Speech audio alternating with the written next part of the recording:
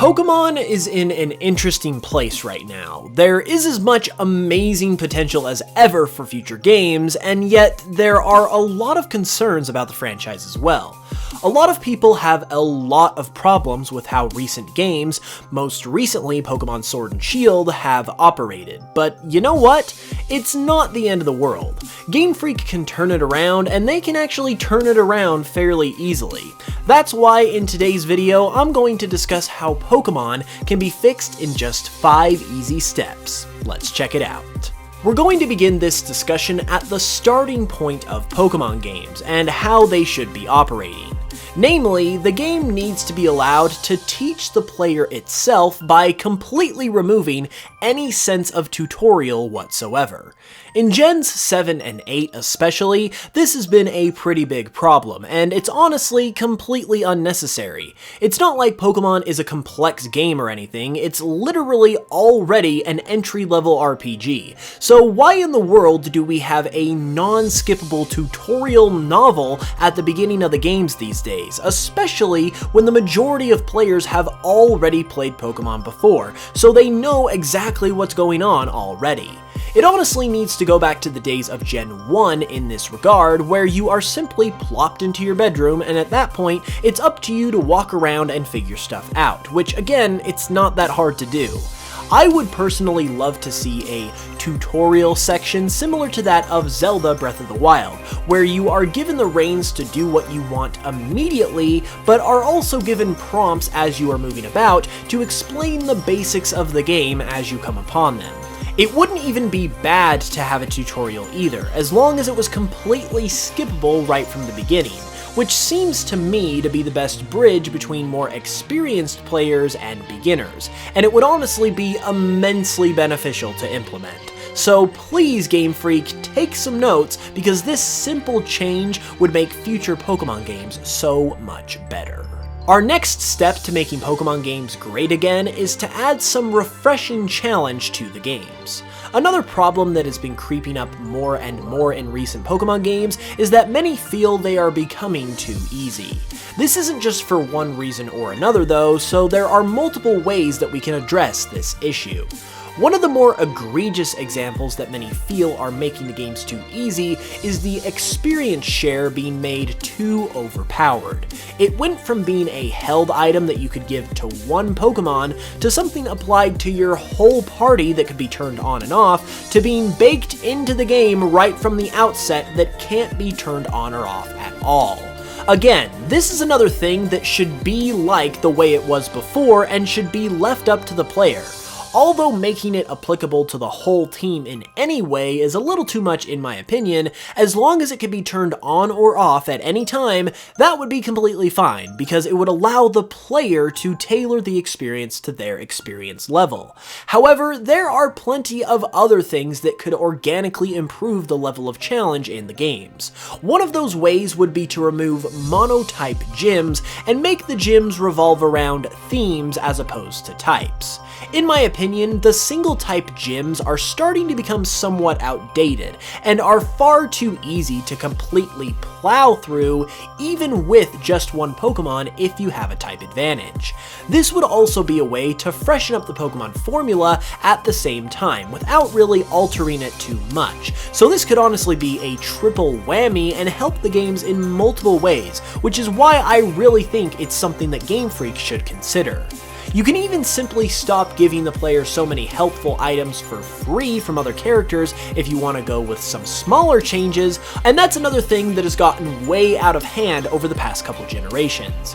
You could even add a simple difficulty setting, which again gives the player the choice, which is always going to be the optimal way to go. But the reason I kind of bring that up after the fact is because I wanted to illustrate how it's more about tweaking things and making small changes that would ultimately make the biggest differences, as opposed to needing to add something more overarching and universal, which is why each of these points would be such easy steps to take for the franchise. games. Now that Pokémon is on a home console and is only going to continue to be on more sophisticated and powerful platforms as we continue to move forward, it is time for Pokémon games to open up their worlds and be more explorable, less linear, and less segmented.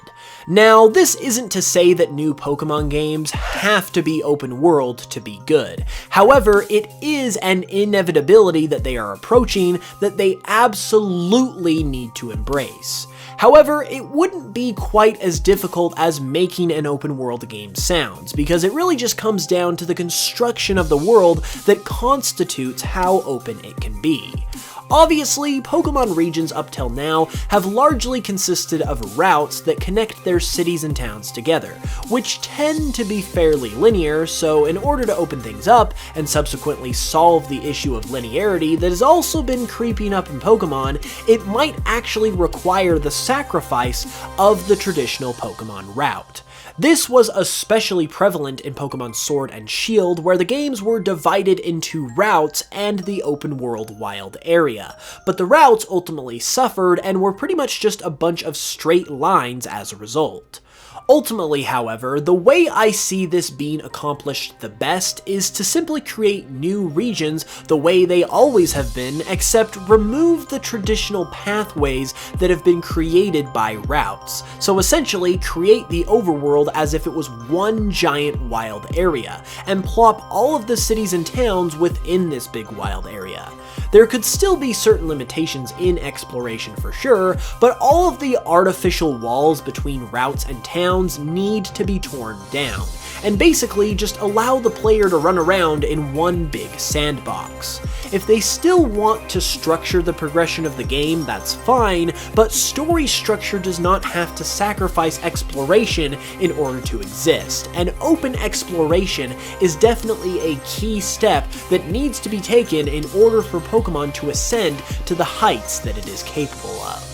A very, very easy step Pokémon could take to improve its games would simply be to stop something that it has been doing for years, and that is ditching new features that are often loved by fans in favor of new ones in their new games. Game Freak's reason for doing this is that it allows each game to have appeal and uniqueness, even after being out for a while, so fans have a reason to revisit old games and they don't just get overshadowed by newer, fancier ones. While this is an admirable philosophy, it doesn't really hit the mark, because taking away things from your game that fans enjoy is something that you should never be doing, and doing it so your old games that aren't even being sold anymore can benefit from it doesn't really make much sense either. If fans react really positively to a new feature like Mega Evolution, you should work to grow and evolve that feature as opposed to trashing it. It's really not that hard to understand, and it wouldn't be hard to fix either. I personally am hopeful that Game Freak is turning the corner in this regard though, as they very easily could have done this same thing with regional variants and just left them in Sun and Moon, but they instead decided to bring them back in Sword and Shield, so hopefully this is a sign of things to come that more fan favorite features will also make a comeback soon.